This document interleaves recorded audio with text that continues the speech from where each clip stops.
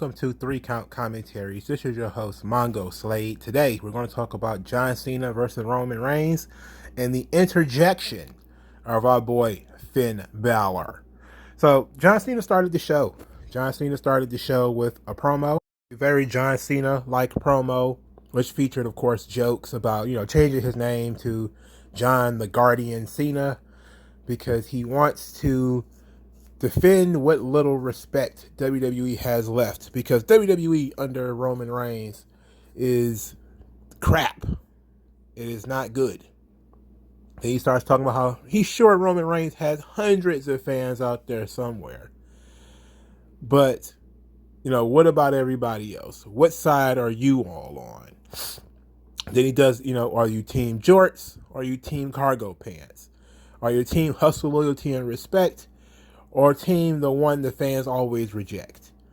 And it was really good when it comes to promos that do what they're supposed to do as far as manipulate the fans and get the fans to chant for him and to reject Roman Reigns. Roman Reigns is, of course, the heel, so of course you want him rejected by the audience. And he officially challenged him to a match for SummerSlam, officially, saying that he wants him a piece of the tribal chief at SummerSlam. So here comes Paul Heyman. Paul Heyman says that, look, you got it all wrong. It's not that Roman is scared of you or worried about you. It's that Roman just doesn't think you're worth listening to. And then it says that, but we promise that you will get your response tonight. You will get a response.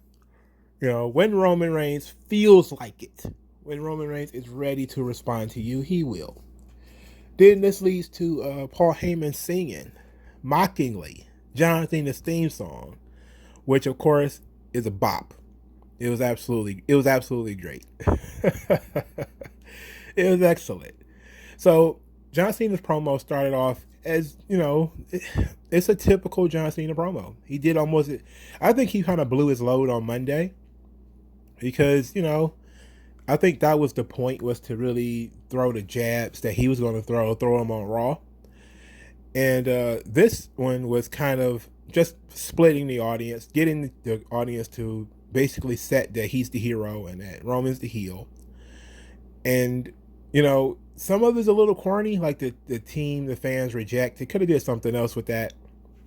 But it was a typical John Cena promo where he was, standing for something and standing against something, and which is always the point, where he comes in and he plants a flag and says, this is our thing. So then Roman comes out later. Told Cleveland to acknowledge him, told the people at home to acknowledge him, and then says that John Cena has already acknowledged him. John Cena acknowledged him at Money in the Bank, on Raw and on SmackDown, and said that he wanted to acknowledge John because Hollywood fooled him and made him think John Cena had changed, that John Cena has done something new. But he says no. John Cena comes out, same everything, same music, same entrance, same everything, same jokes, same promo, same everything. And he says it's like missionary every night.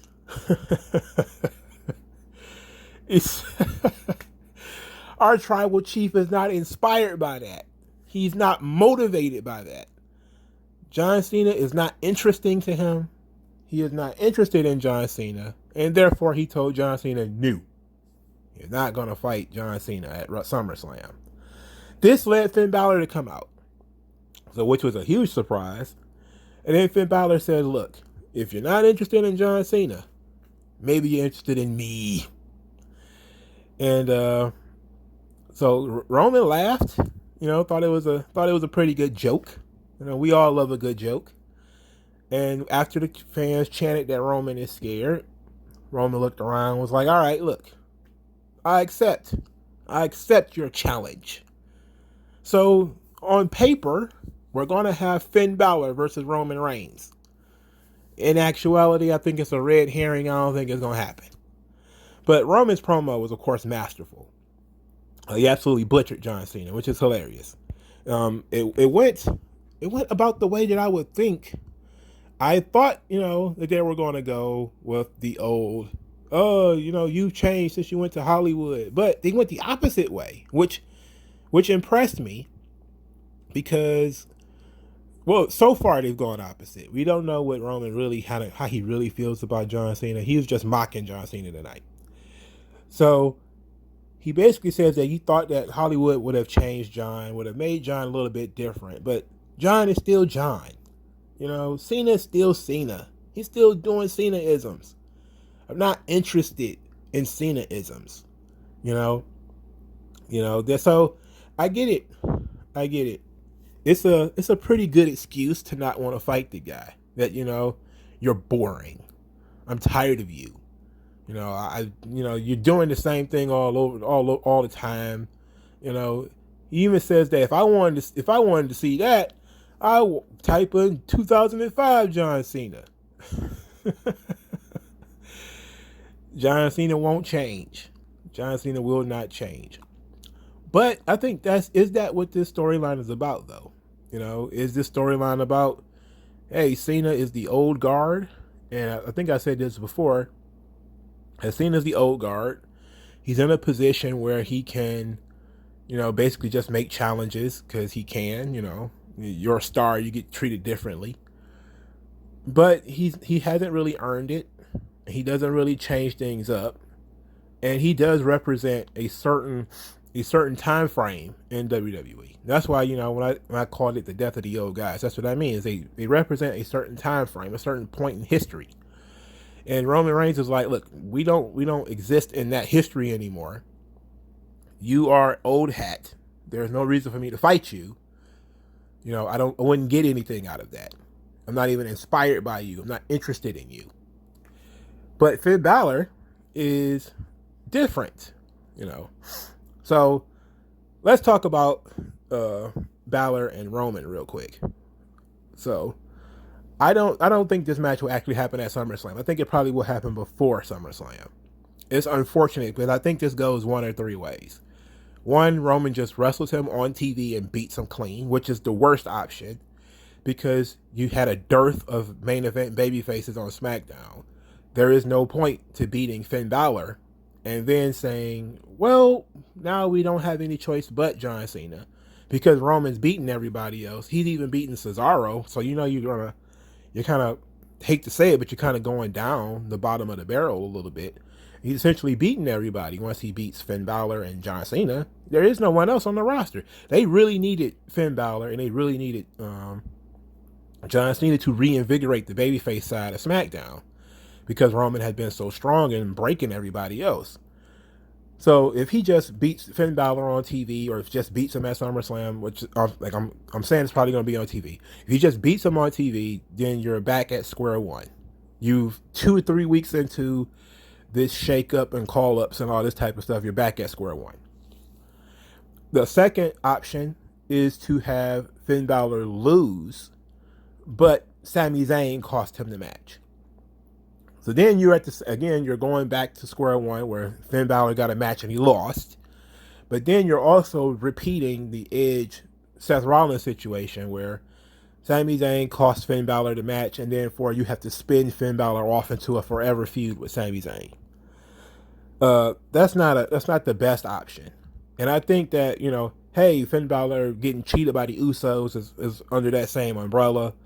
Anything that involves Finn Balor losing essentially creates a problem where you have no real babyface left. I know that he hasn't wrestled Big E yet, but Big E is obviously waiting in the wings. But I also believe Big E is going to jump to Raw. So I don't see the benefit in just beating Finn Balor on TV or at a pay-per-view yet. Before SummerSlam, rather. But I think that's what they will do. The third option is that they'll probably find some way of getting out of this. Maybe they'll have John Cena and Finn Balor cross paths, and they do the winner gets a title shot type of situation where instead of Finn Balor losing to Roman Reigns, it's Finn Balor losing to John Cena. And I think that's a great match for Finn Balor because John Cena has a history of elevating guys who are like Finn Balor, you know, much like the AJ Styles and the Daniel Bryans and the CM Punks, you know, the guy who carried those guys to the main event. He can do a similar thing with Finn Balor. It would be interesting.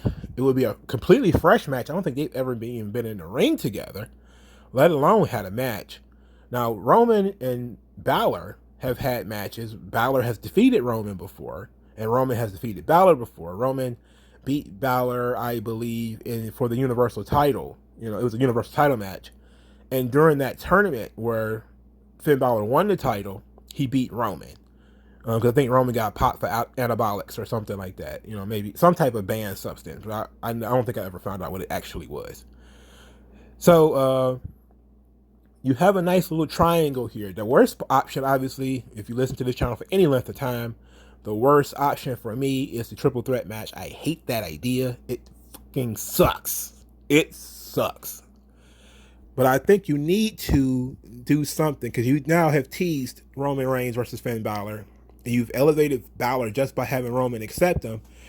But maybe it's going to be a thing where John Cena is going to say, hey, you know, you're ducking me. That's why you're accepting the challenge of Finn Balor, is because you're ducking me. You're scared, you know, or something like that. And that probably will end up raising the ire of Finn Balor.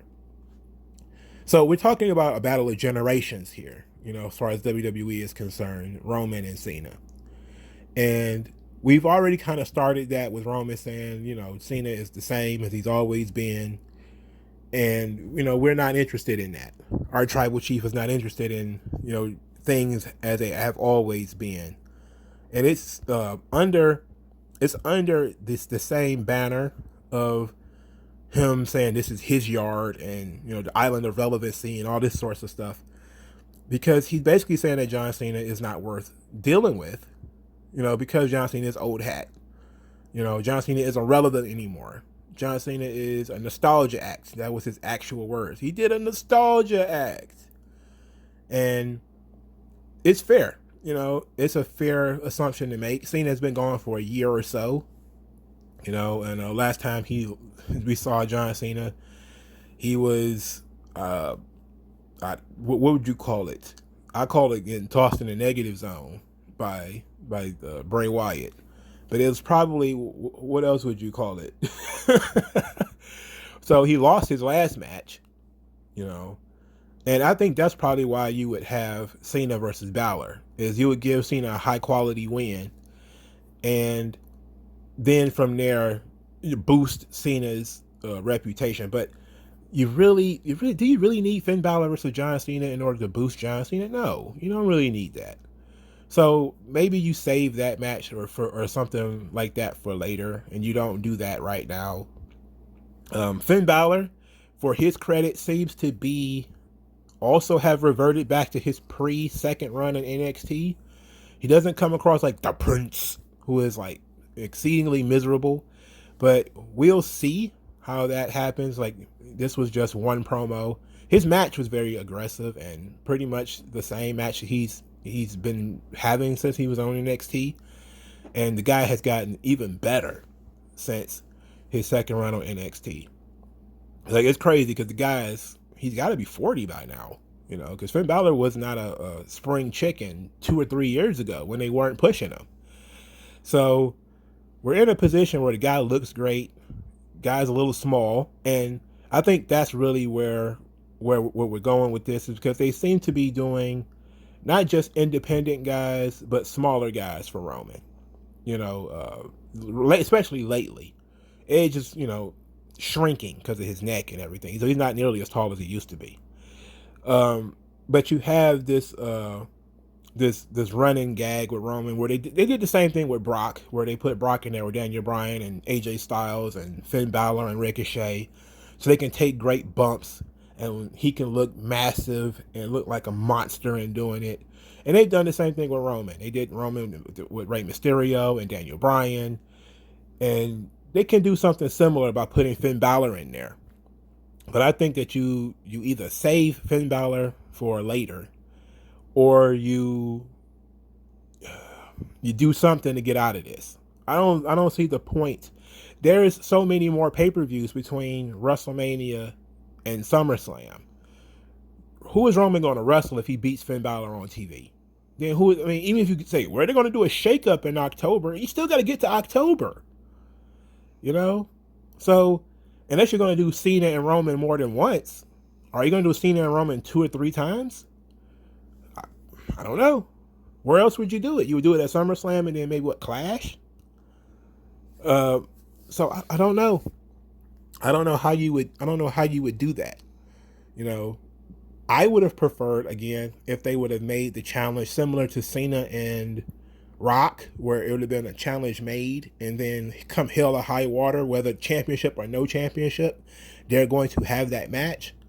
That would have been great for me, you know. But by putting Cena in the position to, I want to win the championship and not I want to stop Roman Reigns, now we've created this issue where, you know, he's chasing the title. And I don't think that should be what John Cena is doing. I think winning the title should be incidental to John Cena wanting to get his hands on Roman Reigns due to the disrespect and due to his dislike for the way that Roman Reigns is running this company now. Should just be the battle of generations, which is what I say all the time. It should just be that. It should just be the battle of generations where Cena had his way of doing things and Roman has his way of doing things. And those two things cannot agree. And therefore they're going to tussle it and figure out how that works. Putting the title in the picture, it creates a typical wrestling scenario where John Cena is just chasing the belt. Because it's like, okay, what if Finn Balor wins the title? Does John Cena still want to wrestle Roman Reigns? Does he still want to wrestle for the title? Is he going to then take back everything he said about Roman and then curve and start fighting Finn Balor? And I know this is not going to happen. I'm just saying, like, theoretically within the context of the story, if you're chasing a buried treasure or something like that, you're chasing some type of treasure, if it moves, do you move with it? You know, if you are going to the island because that's where you left your gold doubloons, and then you go and then you figure out halfway there, oh, somebody's stolen your gold doubloons from the island, and they're still on the mainland, and here's, you know, where they've gone. It's like, you're not going to the island because it's an island. You're going to the island because that's where the doubloons are. So if you're going to say, well, the doubloons are not on islands anymore, I have to go follow the doubloons. So it's like, it's a different story at that point. So is that what we're doing here with Roman Reigns? Are we saying that the championship is the goal, or is fighting Roman Reigns the goal? And you would think for John Cena, fighting Roman Reigns should be the goal, because that's kind of how it started, is that Roman Reigns is an asshole, and he doesn't have respect for the WWE. He doesn't have respect for the WWE universe, and fighting him should be the goal, not the title.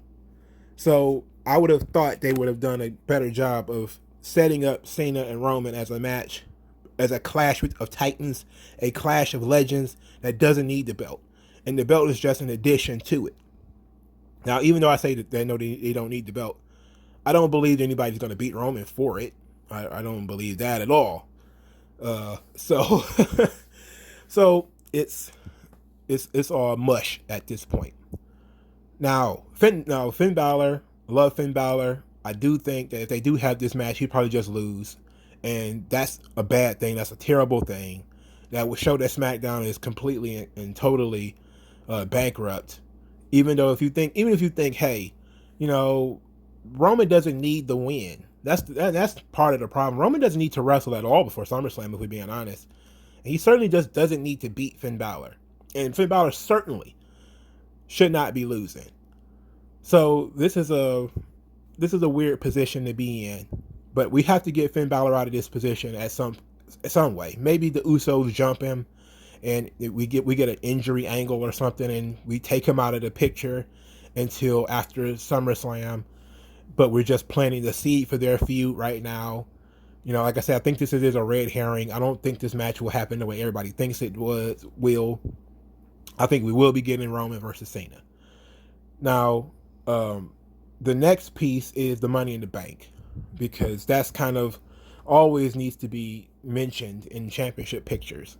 Big E has not been beaten by Roman Reigns. He's one of the few babyfaces, pretty much the only one, that was, of the original SmackDown roster, of not featuring new talent. You know, because Finn Balor is essentially a new talent, considering he was just brought up 2 weeks ago. Since Roman's run has begun, Big E is the only one he hasn't beaten. But Big E is stuck in this roped feud with Apollo Crews during the Rolling Loud segments. The people at the show in Cleveland was watching a 6-man tag which featured Apollo Crews versus Big E, a match that's been going on since January. So they didn't even really let Big E cut a promo. He didn't really get to do much of anything on this show. Now, I would have liked for him at least to get through the promo and at least get to say something and open the doors of what he might want to do as the Mr. Money in the Bank. Give some hints, give some clues. But what we get is that essentially we're going to get Apollo Crews and Big E again.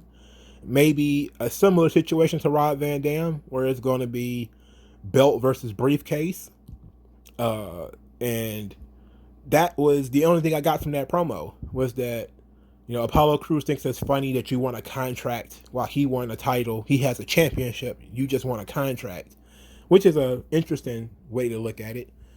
But to me, it seems like they're probably going to continue their feud, except for it's going to be maybe a winner-take-all match. I have no interest in seeing Apollo Crews versus Big E again. I really don't. Like, if they hadn't burnt this match out completely, I would be down for that, because I'm always down when the briefcase is on the line and then when the other person has something to put on the line too. Like when they did it with Rob Van Dam, I thought it was pretty cool. He won the Intercontinental title while he had the briefcase. So that's dope. But at the same time, I'm kind of like, I don't really want to see these guys wrestle again. And plus, they wrestled at the Money in the Bank qualifying match. So it was like a month and a half or so ago where they just wrestled, man. It's like, no, we don't need this anymore. Big E needs to break apart. He needs a divorce from Apollo Crews. You know, he needs a divorce from Apollo Crews. But he's the missing piece here. You know, Finn Balor came out of nowhere and assumed the position. Cena is Cena. Roman is the champion. You know, Big E wants the title. That's his. So it would make sense with the Money in the Bank. He is chasing the balloons. He's chasing the treasure. You know, he's not chasing big matches with Roman or big matches with Cena or whatever. That's not his interest. His interest is in winning the title, because he has that contract. So until the title situation is sorted out, I don't know what they do with the Money in the Bank. You know, do you interject Big E into this whole ordeal and make it a 4-man feud where they're arguing with each other and everything? I don't think so. I think Cena and Roman is so big that you just need to let it be Cena and Roman, and we don't need Big E, and we don't need Finn Balor. You know? And it seems like Finn Balor is probably going to be playing the Daniel Bryan role here, where he's going to be the spoiler. You know, the guy who works his way into this match, yeah, he shouldn't be there. And that's not good. I don't like that idea. I really don't, you know. But Balor and Roman is a great match. It's a good idea. It's already happened. So I think they're probably more likely to do it on TV. Big E, they're probably going to hold off on him. And so I think, like I said, it would be a red herring, and it will be Cena versus Roman at SummerSlam. But we're probably going to take the long way there, in which Roman has to wrestle Finn Balor and probably get threatened via cash-in by Big E up to that point. But let me know what you guys think in the comment section below. Like this video, share this video, subscribe to the channel, donate to the channel, and I'll talk to you guys later, man. Peace out.